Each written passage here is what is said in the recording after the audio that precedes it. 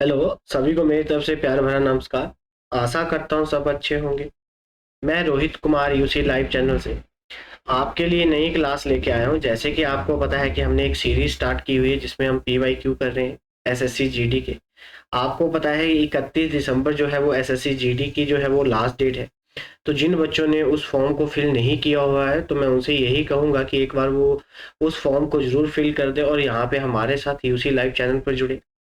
मैं यही कहूँगा कि वीडियो को ज़्यादा से ज़्यादा लाइक और शेयर कर दीजिए और हमारे यूसी लाइव चैनल को सब्सक्राइब कीजिए। जल्दी से जल्दी जो भी आपके व्हाट्सएप का ग्रुप हो चाहे टेलीग्राम का ग्रुप हो वहाँ पे प्लीज़ वीडियो को शेयर कर दीजिए। इसमें आपके एसएससी के जीडी के पेपर में जो आपको 20 क्वेश्चन रहेंगे वो जीएस के रहेंगे। ठीक है, एक क्वेश्चन जो होगा वो आपका 2 नंबर का होगा। तो मैं आपसे यही कहूँगा कि जब भी आप पेपर को अटेम्प्ट करोगे तो सबसे पहले जीएस को सिलेक्ट करना, उसके बाद आप हिंदी करना और उसके बाद आप रीजनिंग करना और उसी के बाद आप मैथमेटिक्स को हार्ड। अगर आप पहले ही मैथ्स को करते रहोगे तो आपका टाइम बड़ा कंज्यूम हो जाएगा और जिस वजह से आपका पेपर छूट जाएगा। अगर आप सिलेक्शन चाहते हो तो आपको पेपर अटेम्प्ट करने की एक स्ट्रेटेजी अपनानी ही पड़ेगी, अदरवाइज आप इस टेस्ट को क्रैक नहीं कर सकते। तो मैं यही कहूँगा कि मेरा आंसर बताने से पहले आप अपना आंसर मुझे कमेंट सेक्शन में बताएं, फिर मैं आपको इसका सही जवाब बताऊंगा। तो जल्दी से जल्दी मेरे साथ जुड़ जाइए, फिर हम क्लास को स्टार्ट करते हैं। जल्दी कीजिए, वीडियो को ज़्यादा से ज़्यादा शेयर कर दीजिए, फिर मैं देख पा रहा हूँ यहाँ पे। तो जल्दी से जल्दी मेरे साथ जुड़ेंगे फिर हम क्लास को स्टार्ट करेंगे।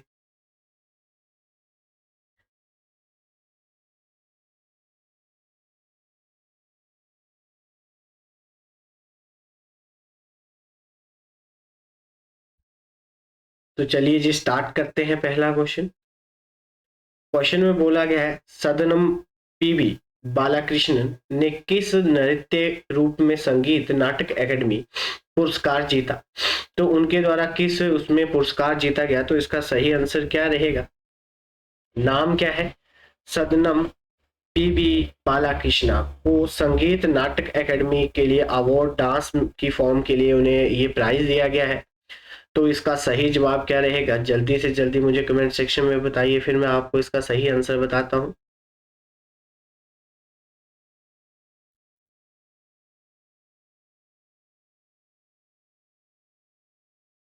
इसका सही जवाब बताइए। अभी तक बहुत ही कम बच्चे जो हैं वो अभी तक अब यहाँ पे आंसर नहीं आ रहा है, तो जल्दी से जल्दी आंसर बताइए। तो इसका सही आंसर है हमारे पास कथकली।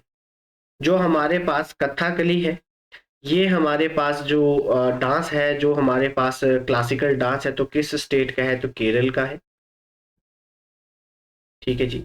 लवनी जो है ये हमारे पास फोक डांस है। क्या है जी, फोक डांस है, लोक नृत्य है, फोक डांस है। और कहाँ का है, महाराष्ट्र का, महाराष्ट्र का। उम्मीद करूंगा कि वीडियो को लाइक, चैनल को सब्सक्राइब करना नहीं भूलेंगे।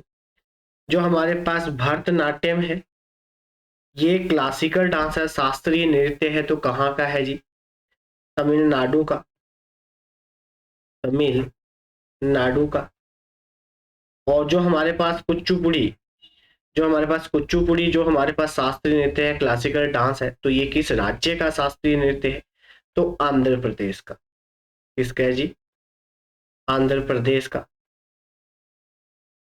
तो आपको पता होना चाहिए कौन से क्लासिकल डांस है और कौन से फोक डांस है। तो लवनी फोक डांस है, लोक नृत्य है, कहाँ का, महाराष्ट्र का। कथकली कहाँ का है, तो ये शास्त्रीय नृत्य है, केरल का। भरतनाट्यम जो है ये भी शास्त्रीय नृत्य है, कहाँ का, तमिलनाडु का। और कुचिपुड़ी जो है वो हमारे पास आंध्र प्रदेश का डांस। उम्मीद करूंगा कि आप ये साथ साथ में ये चीजें राइट डाउन करते रहोगे ताकि पेपर में कोई भी क्वेश्चन बने कि कुचिपुड़ी कहाँ का है तो आपको पता होना चाहिए आंध्र प्रदेश का है। भरतनाट्यम कहाँ का है, तो तमिलनाडु का है। चलिए जी नेक्स्ट क्वेश्चन, जैसे हमारे पास कथक है ये यूपी में किया जाता है, मोहिनी अट्टम जो है वो केरल का है, सतरिया वो कहाँ का है, तो असम का है। ठीक है, नेक्स्ट क्वेश्चन की ओर चलते हैं। नेक्स्ट क्वेश्चन में कहा गया है निम्नलिखित में से कौन ब्रिटिश भारत में भारतीय सिविल सेवा में भर्ती होने वाले पहले भारतीय थे। तो जल्दी से जल्दी आंसर बताइए कि पहले जो सिविल सर्विसेज जिसने फर्स्ट इंडियन थे जो सिविल सर्विसेज में नियुक्त हुए थे, ठीक है, जिनके द्वारा उसको क्रैक किया गया था, तो उनका क्या नाम था? जल्दी से जल्दी कमेंट सेक्शन में बताइए, फिर मैं आपको इसका सही आंसर बताता हूँ।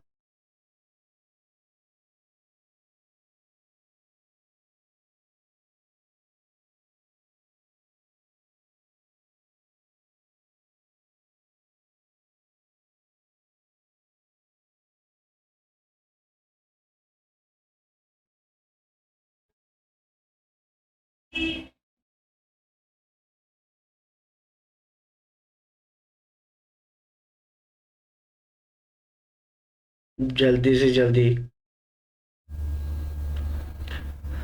तो इसका सही आंसर क्या रहेगा? तो ये थे सत्येंद्र नाथ टैगोर जी, जिनके द्वारा जो हमारे पास भारतीय सिविल सेवा हुआ होती थी उसको इनके द्वारा क्रैक किया गया था। और ये रविंद्रनाथ टैगोर के बड़े भाई थे। रविंद्रनाथ टैगोर के कौन थे जी? बड़े भाई थे, जिनके द्वारा इसको क्या किया गया था, इनके द्वारा इसको क्रैक किया गया था। और जो रविंद्रनाथ टैगोर जी थे हमारे, वो सत्येंद्र नाथ के छोटे भाई थे, और इनके द्वारा ये जो हमारे पास इसको क्रैक किया गया था 1863 में। कब क्रैक किया गया था? 1863 में इसको क्रैक किया गया था। और ये एक्ट आया था इंडियन सिविल सर्विस जो एक्ट आया था, सिविल सेवा जो हमारे पास जो एक्ट आया था, ये पास किया गया था 1861 में। जब हमारे पास इंडियन काउंसिल एक्ट आया था, भारतीय परिषद अधिनियम आया था 1861 में, उसी टाइम सिविल सर्विस एक्ट भी पास किया गया था। और 1863 में इन्होंने जो भारतीय सिविल सेवा भर्ती है उसको इन्होंने उत्तीर्ण करा था, उसको इन्होंने पास करा था। रविंद्रनाथ टैगोर जी कौन थे? इनके द्वारा जो हमारे पास हमारा नेशनल एंथम जो है, भारत का जो नेशनल एंथम है और जो बांग्लादेश का नेशनल एंथम है, वो इनके द्वारा लिखा गया था। इनको 1913 में नोबेल प्राइज लिटरेचर के लिए, जो साहित्य के लिए नोबेल प्राइज दिया गया था। नोबेल प्राइज जो मिला था, पुरस्कार से नवाजा गया था इनको। और जिस चीज के लिए इनको नोबेल प्राइज मिला था, इनकी जो रचना थी वो थी गीतांजलि। कौन सी थी? गीतांजलि। किसके लिए मिला था? गीतांजलि के लिए इनको नोबेल प्राइज दिया गया था। जो हमारे पास सुरेंद्र नाथ बनर्जी थे, इनके द्वारा जो हमारे पास इंडियन एसोसिएशन है, जो इंडियन नेशनल एसोसिएशन है, उसकी स्थापना करी गई थी। इंडियन नेशनल एसोसिएशन, जो इंडियन नेशनल एसोसिएशन है, उसके संस्थापक कौन है? तो सुरेंद्र नाथ बनर्जी थे जो उसके संस्थापक थे। और जो हमारे पास रहमतुल्ला एम सियानी, ये इंडियन नेशनल कांग्रेस के दूसरे मुस्लिम अध्यक्ष थे। भारतीय राष्ट्रीय कांग्रेस के जो सेकंड मुस्लिम अध्यक्ष थे, मुस्लिम प्रेसिडेंट थे। इनसे पहले जो पहले मुस्लिम प्रेसिडेंट थे वो कौन थे? तो वो हमारे पास बदरुद्दीन त्याबजी जी थे। कौन थे? जो बदरुद्दीन त्याबजी जी थे। क्लियर है? जो हमारे पास वंदे मातरम जो 1900 जब वंदे मातरम पहली बार गाया गया था 1896 में, उसकी अध्यक्षता जो हमारे पास इंडियन नेशनल कांग्रेस का जो अधिवेशन हुआ था कलकत्ता में 1896 में, उसमें वंदे मातरम गाया गया था। और उसके जो अध्यक्ष थे वो कौन थे? रहमतुल्ला एम सियानी जो थे उसके अध्यक्ष थे। तो ये चीजें सारी ही इंपॉर्टेंट है, आप राइट डाउन कर लेना। 1896 में ये प्रेसिडेंट थे इंडियन नेशनल कांग्रेस के, और दूसरे मुस्लिम प्रेसिडेंट थे बदरुद्दीन त्याबजी के बाद। और उस सेशन में पहली बार वंदे मातरम को गाया गया था। तो ये इंपॉर्टेंट चीजें हैं जो आपको पता होनी चाहिए, इसलिए मैं आपको थोड़ा डिटेल में बता रहा हूँ ताकि क्वेश्चन बने तो वो क्वेश्चन गलत ना हो। और वीडियो को प्लीज शेयर कर दीजिए, चैनल को सब्सक्राइब करना ना भूलिए, और वहां पे जो बेल आइकन बटन है उसको जरूर प्रेस कर दीजिए। चलिए जी नेक्स्ट क्वेश्चन की ओर चलते हैं।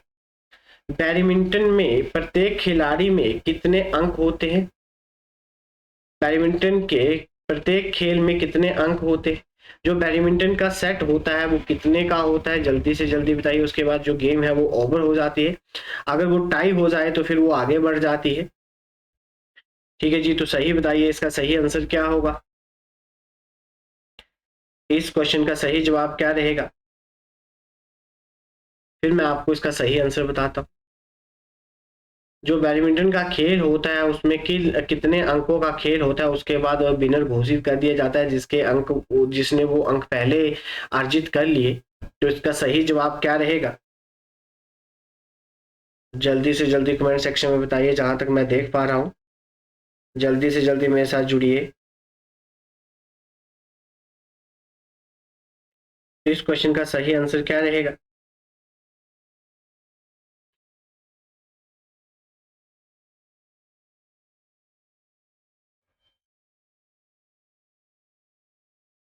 तो वो इसका सही आंसर है जी 21। कि मैक्सिमम जो पॉइंट होते हैं जिसके बाद विनर घोषित होता है वो 21 होते हैं। अगर टाई हो गया तो 23 पे चला जाएगा, फिर अगर टाई हो जाता है 25 पे चला जाता है। ठीक है, पर मैक्सिमम कितने पे विनर घोषित होता है? तो 21 पे विनर घोषित हो जाता है। ऑप्शन नंबर जो बी है वो जो इसका सही आंसर है। नेक्स्ट क्वेश्चन देखते हैं। ओलंपिक में भारत के लिए पहला ध्वजवाचक कौन था?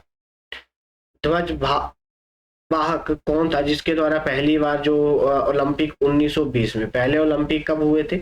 1920 में हुए थे, जहां पे भारत ने पार्टिसिपेट करा था। मतलब भारत के द्वारा जिस ओलंपिक में पहली बार पार्टिसिपेट किया गया था वो 1920 के थे।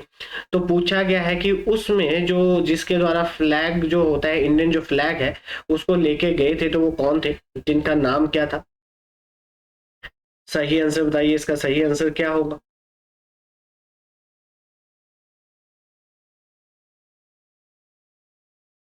जल्दी से जल्दी, 1920 में हुए थे पहले ओलंपिक।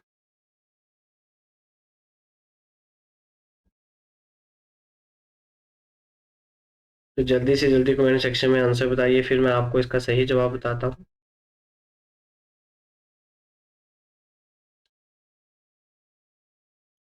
तो जी इसका सही आंसर क्या रहेगा हमारे पास? पूरन बैनर्जी। ऑप्शन नंबर ए जो है that is the right answer. और 2020 के जो ओलंपिक हुए टोक्यो में, कहाँ पे हुए जी? टोक्यो में, टोक्यो जापान में। तो इसमें जो हमारे पास जो फ्लैग बेरर थे वो कौन थे? तो वो थी मैरी कॉम। कौन थी जी? Mary Kom and Manpreet. Manpreet, write down कर लेना। कि जो हमारे पास 2020 के जो ओलंपिक हुए टोक्यो जापान में, तो उसमें जो ध्वज ध्वज वाहक थे वो कौन कौन थे? मैरी कॉम और मनप्रीत जो थे उनके द्वारा ध्वज को लेके गए थे। तो इस क्वेश्चन 1920 में जो ओलंपिक हुए थे तो उसके जो ध्वज वाहक थे वो कौन थे? तो पूरन बैनर्जी थे।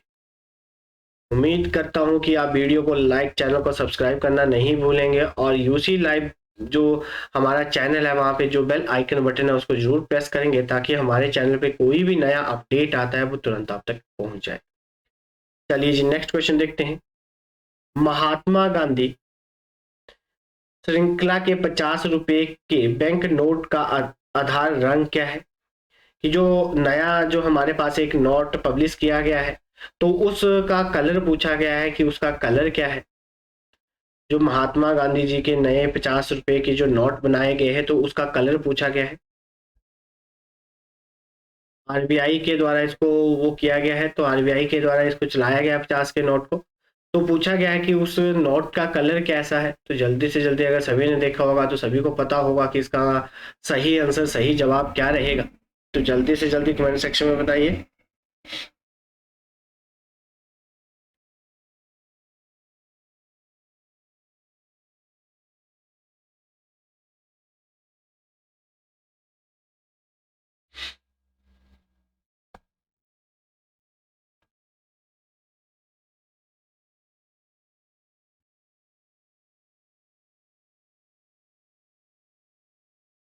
तो इसका सही जवाब क्या रहेगा? तो उसका जो कलर है जी वो फ्लोरोसेंट ब्लू है। ऑप्शन नंबर सी जो है that is the right answer, fluorescent blue. Option number C इसका सही जवाब है। नेक्स्ट क्वेश्चन देखते हैं, निम्नलिखित में से कौन सा आंध्र प्रदेश का एक शास्त्रीय नृत्य है। अगर आपने ध्यानपूर्वक मेरी क्लास को देखा होगा तो मैं पहले ही क्वेश्चन में आपको ये बता चुका हूं कि कौन से क्लासिकल डांस कहाँ कहाँ के हैं।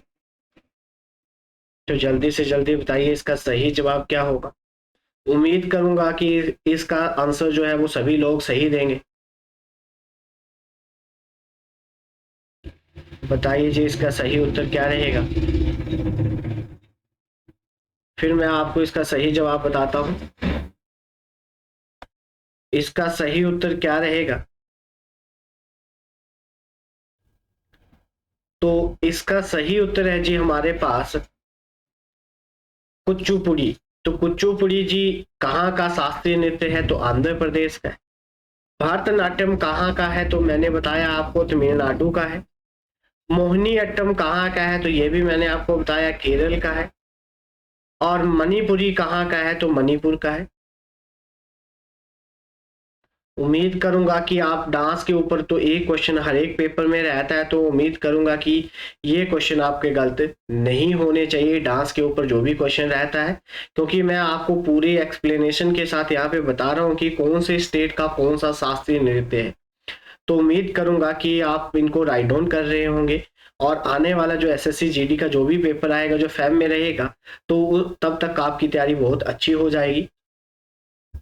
ठीक है जी, चलिए जी नेक्स्ट क्वेश्चन देखते हैं। कहा गया है इसमें से रिडॉक्स रिएक्शन पूछी गई है, ये हमारे पास जनरल साइंस का क्वेश्चन है। रिडॉक्स रिएक्शन के बारे में पूछा गया है, कौन सी सही है। तो किसी अगर किसी ने ध्यानपूर्वक इसको पढ़ा होगा तो उसको इसका आंसर पता होगा, क्योंकि ये साइंस के जो स्टूडेंट है उन्हें पता होगा रिडॉक्स रिएक्शन क्या होती है। तो इस क्वेश्चन का सही जवाब क्या रहेगा। इस क्वेश्चन का सही जवाब है ऑप्शन नंबर सी, MnO2 प्लस 4HCl। ये बनेगा हमारे पास मैग्नीशियम, जो हमारे पास chloride plus water molecule plus chlorine. तो इसका सही आंसर है ऑप्शन नंबर सी। चलिए जी नेक्स्ट क्वेश्चन की ओर चलते हैं। महाशिवरात्रि के हिंदू महीने में हिंदू देवता भगवान शिव के सम्मान में मनाया जाता है। तो ये जो है हमारे पास शिवरात्रि किस महीने में मनाई जाती है, जो हिंदू कैलेंडर होता है हिंदू मंथ के अकॉर्डिंग जो हमारे पास, तो कौन सा मंथ होता है। जल्दी से जल्दी आंसर बताइए। एक सेकंड, मेरे लैपटॉप की जो है वो बैटरी मतलब चार्जर नहीं लगा हुआ, मैं चार्जर को प्लग कर लेता हूँ फिर आगे स्टार्ट करता हूँ। तो आप तब तक मुझे इसका आंसर बताइए।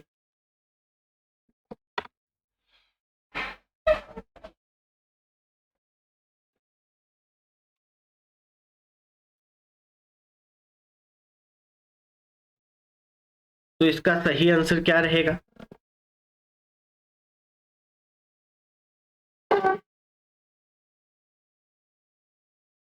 इसका सही जवाब क्या रहेगा।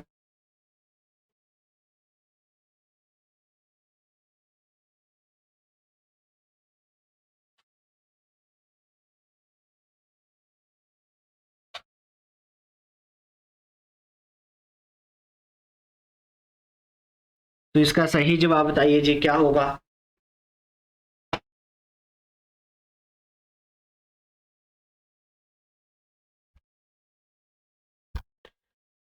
तो इसका सही जवाब है जी ऑप्शन नंबर सी, फॉगन। ऑप्शन नंबर सी जो है इसका सही जवाब है।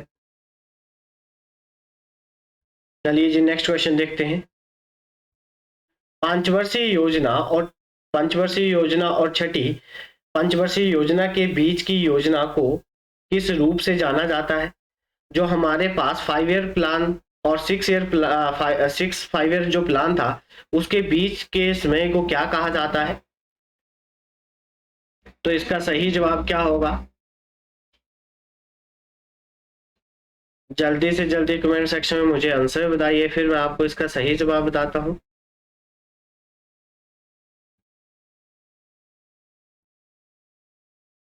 तो इसका सही उत्तर क्या रहेगा?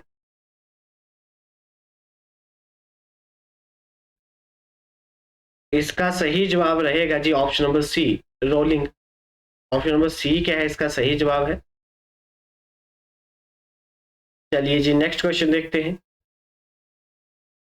जो हमारे पास जुआन जैंग के अनुसार नालंदा बौद्ध मठ के नए प्रवेशकों से कठिन प्रश्न पूछते हैं जिनका उत्तर देना बहुत मुश्किल था।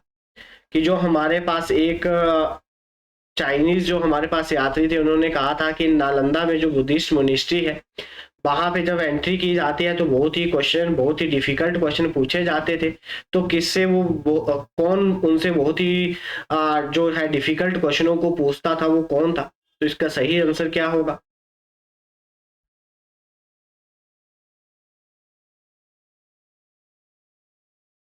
जल्दी से जल्दी आंसर बताइए।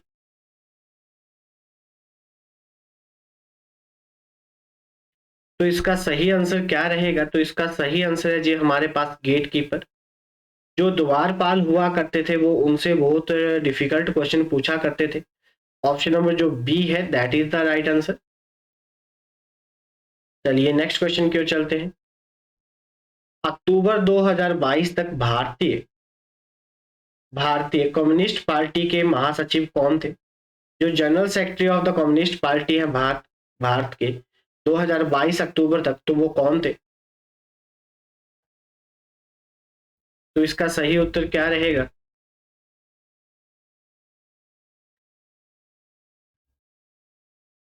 इसका सही जवाब बताइए, फिर मैं आपको इसका सही आंसर बताता हूँ।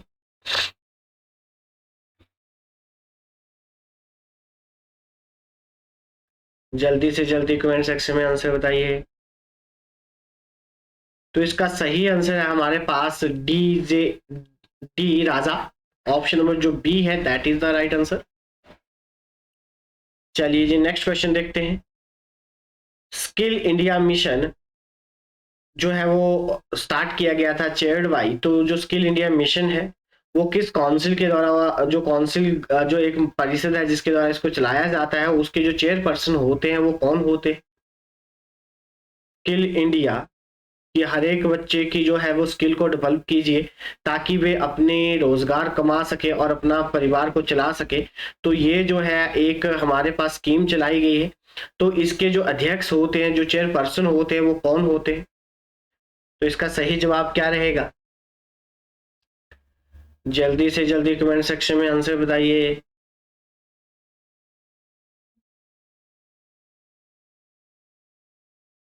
तो इसका सही उत्तर क्या रहेगा?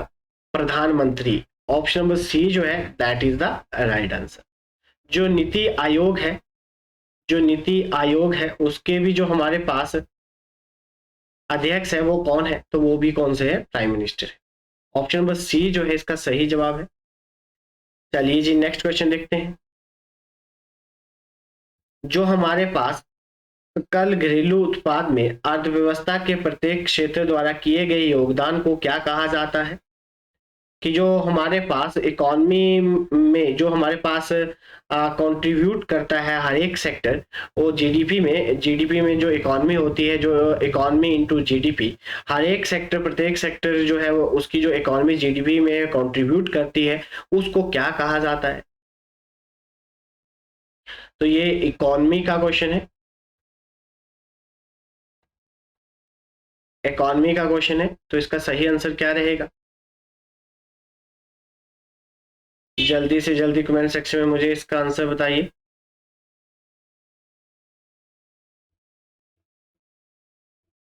इसका सही जवाब क्या होगा?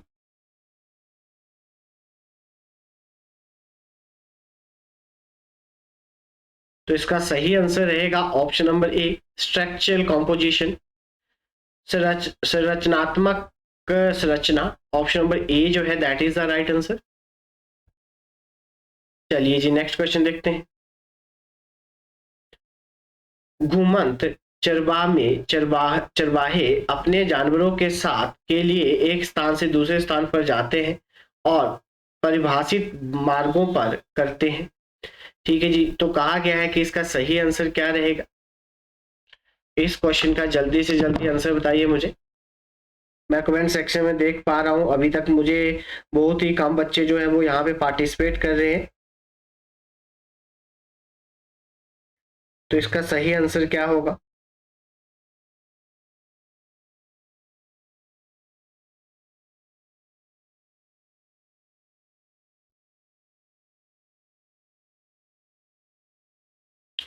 तो इसका सही जवाब क्या रहेगा? तो वो अपने जो उनके जानवर होते हैं के साथ चारा और पानी, एक स्थान से दूसरे स्थान पर जाते हैं और प्रभावित मार्गों में पानी के लिए वो पानी साथ में लेके जाते हैं। ऑप्शन नंबर जो सी है that is the right answer. चलिए जी नेक्स्ट क्वेश्चन देखते हैं। निम्नलिखित में से किसे सितंबर 2022 में त्रिपुरा भारत में राज्यसभा के सदस्य के रूप में चुना गया? जो राज्यसभा होती है इसको हम क्या बोलते हैं? तो इसको बोलते हैं जी हमारे पास उच्च सदन। उच्च सदन।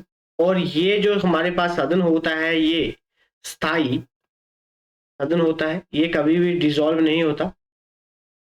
स्थायी सदन होता है, ये कभी भी डिसॉल्व नहीं होता, कभी भी ये खत्म नहीं होता। और इसके जो हमारे पास सदस्य होते हैं उनका जो कार्यकाल होता है, कार्यकाल जो होता है वो 6 वर्षों के लिए होता है। और हर 2 सालों के बाद, हर 2 वर्षों के बाद 1/3 जो है लोग जो है वो यहाँ से रिटायर कर दिए जाते हैं हर 2 सालों के बाद। इसीलिए इसको परमानेंट हाउस बोला जाता है। इसके टोटल सीटें हैं जी हमारे पास 250 है,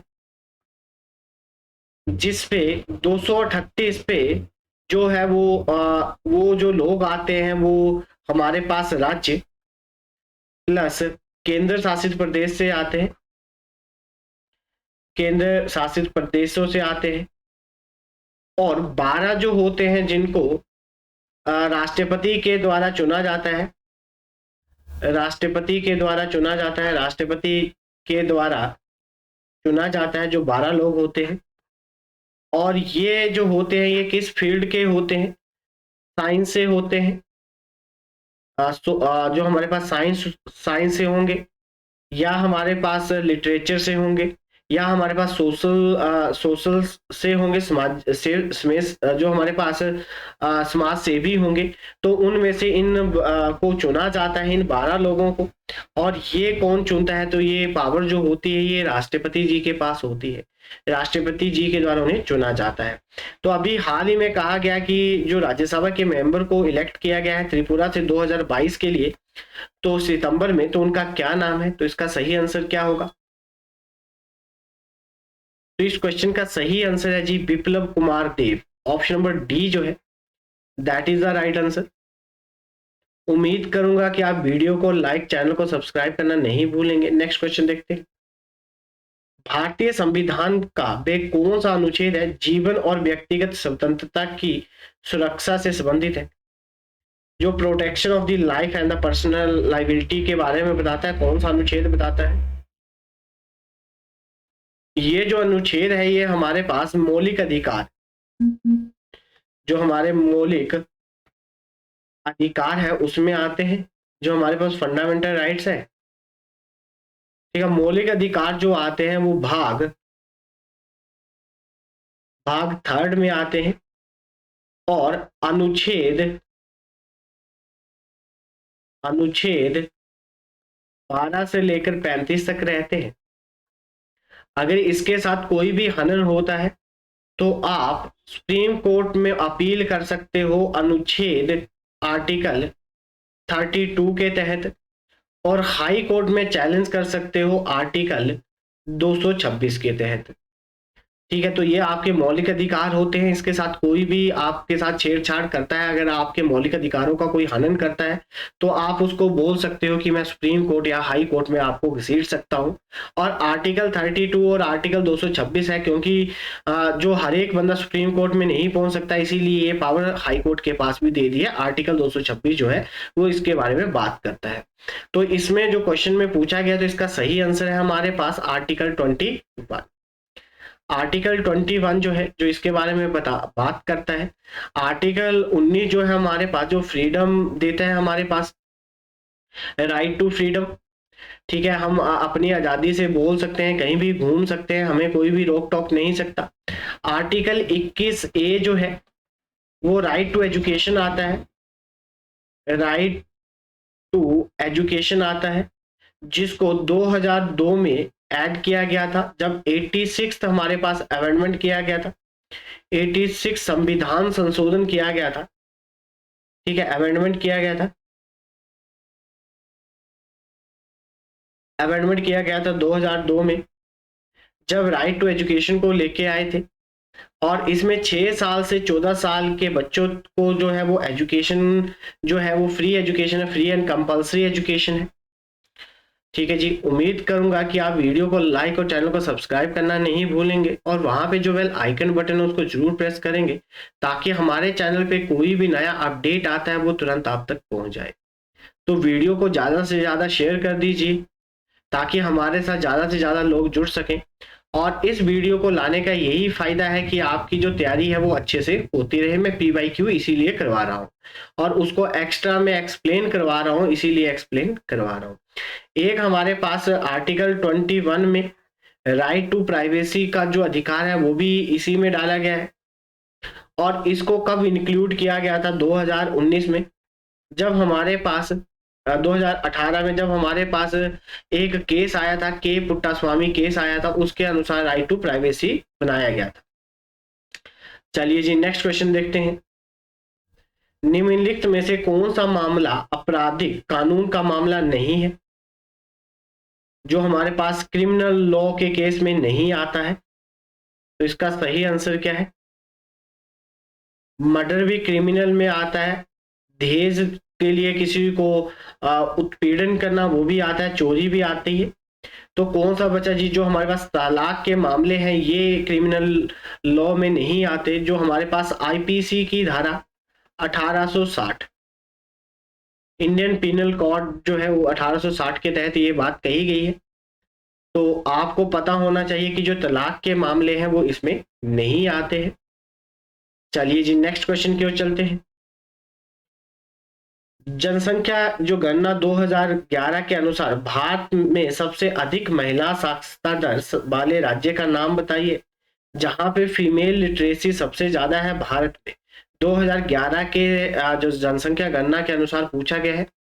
अभी 2023 में 2021 में नई जनसंख्या गणना आनी थी, परंतु कोविड की वजह से वो लेट हो गई है। तो आई थिंक 2023 तो खत्म ही हो गया, आई थिंक 24 में आए। ठीक है जी, तो इसमें जो सबसे पहले जनसंख्या गणना करवाई गई थी वो 1881 में करवाई गई थी, जो सक्सेसफुल हुई थी, जो रिपन थे, रिपन जो उस टाइम वॉइस रॉय हुआ करते थे उनके द्वारा। और ये सक्सेसफुल हमारे पास जनसंख्या गणना थी। इसके बाद इससे पहले भी करवाई गई थी 1861-71 में मायो के द्वारा, बट वो थोड़े से एरिया के लिए करवाई गई थी, इसलिए सक्सेसफुल नहीं थी। जो जिसको हम अपना बेस मान के चलते हैं वो कौन सा है? 1881, जब रिपन के द्वारा करवाई गई थी। और इन्हें जो स्थानीय जो हमारे पास सेल्फ गवर्नमेंट का जनक भी कहा जाता है। सेल्फ गवर्नमेंट का जनक किसे कहा जाता है? तो रिपन को कहा जाता है। इन्हीं के द्वारा एक बिल लेके आए थे 1883 में, जिसे कहा जाता है इरवट बिल। इरवट बिल, जिसके लिए इन्हें बहुत ही क्रिटिसाइज कहा किया जाता है, इरवट बिल के लिए, जिसमें क्या कहा गया था कि कोई भी भारतीय न्यायाधीश किसी भी यूरोपियन का केस सुन सकता है और उस पर सजा दे सकता है। फिर इसको बहुत क्रिटिसाइज किया गया और 1884 में इसको वापस ले लिया गया। ठीक है जी, फर्स्ट फैक्ट्री एक्ट भी यही लेके आए थे 1861 में। पहला कारखाना फर्स्ट फैक्ट्री एक्ट ये यही लेके आए थे। ठीक है जी, चलिए जी, नेक्स्ट क्वेश्चन देखते हैं।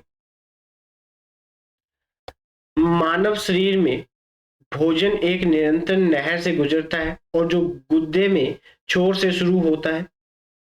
तो इसका सही आंसर क्या होगा? ये भी जनरल साइंस का क्वेश्चन है, बायोलॉजी का क्वेश्चन है। तो उसे क्या कहते हैं?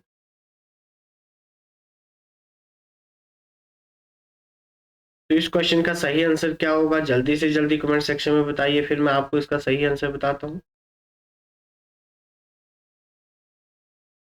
तो इसका सही आंसर, सही जवाब क्या रहेगा? ऑप्शन नंबर बी ऊहा। ऑप्शन नंबर बी जो है that is the right answer. चलिए जी नेक्स्ट क्वेश्चन की ओर चलते हैं। तमिलनाडु तट पर और के दौरान बारिश का एक बड़ा हिस्सा मिलता है। तो जो तमिलनाडु का जो कोस्ट है वहां पे किस टाइम पे सबसे ज्यादा रेनफॉल होता है? तो इसका सही जवाब क्या होगा? कौन से महीनों में होता है? तमिलनाडु की बात कही गई है, तो इसका सही आंसर बताइए मुझे।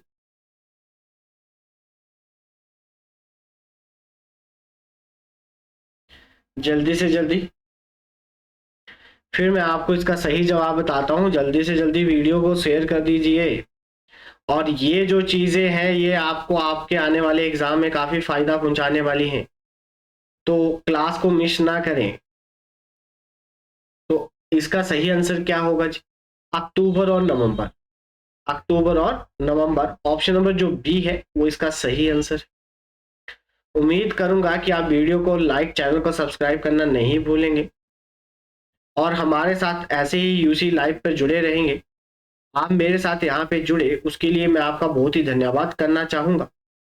अब हम मिलेंगे जी नेक्स्ट क्लास में, तब तक के लिए धन्यवाद।